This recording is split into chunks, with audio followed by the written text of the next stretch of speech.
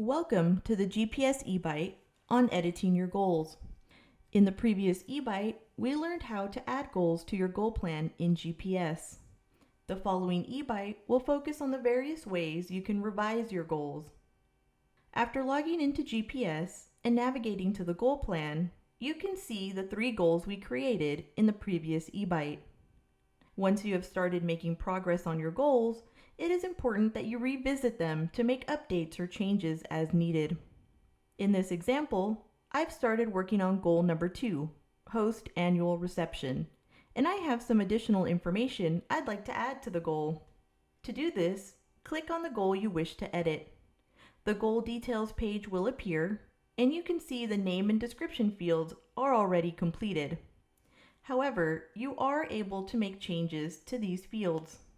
There have been some changes to this goal since we first created it, so I will make a small edit to the goal name.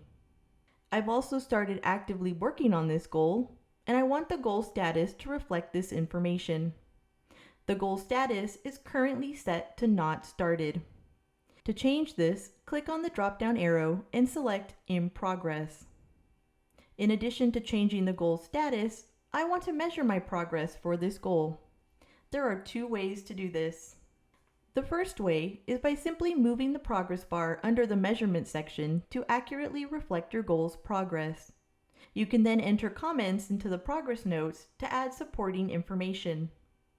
The second way to measure progress is by adding milestones. To accomplish this goal, there are 3 things we need to do: plan the logistics of this event, send out invitations, and set up the venue for the reception. To add these milestones to the goal, click on Create a Milestone.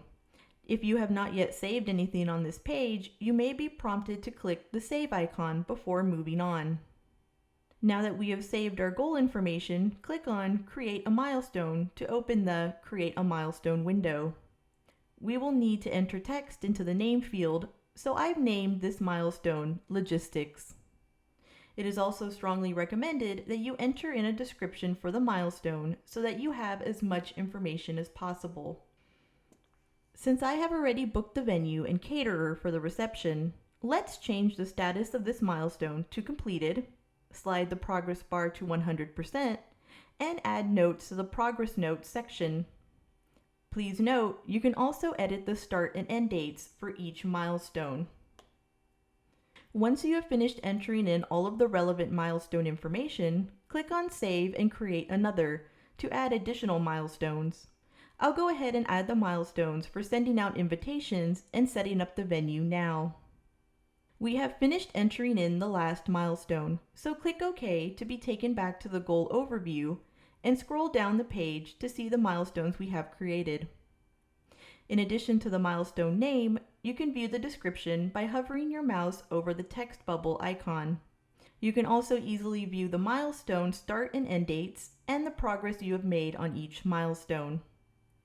If you measure your progress using milestones, the progress bar under the measurement header will automatically calculate your progress percentage based on the percentage you indicated for each milestone.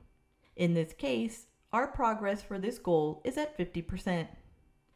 Please note, you are no longer able to manually update this progress bar. Instead, you will need to update the progress bar for each milestone.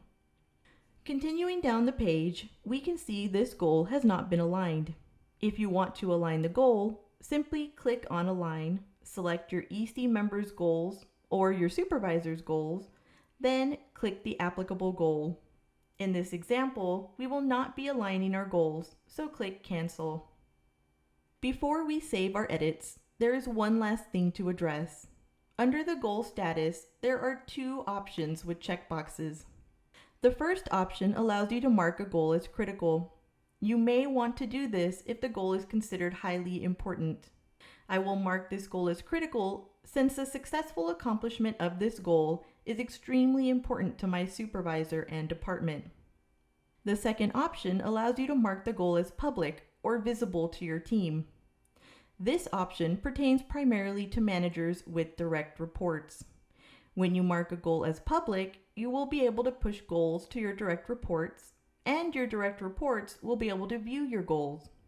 If you deselect the checkbox next to public, your direct reports will not be able to view or align to this particular goal.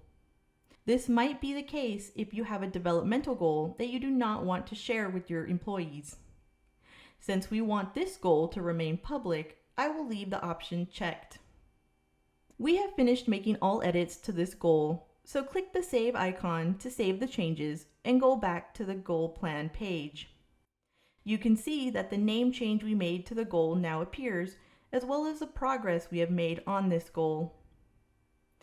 Thank you for watching this eBite on editing your goals. To access more training videos for GPS, please visit the GPS website. If you have questions about anything you have learned today, please email us.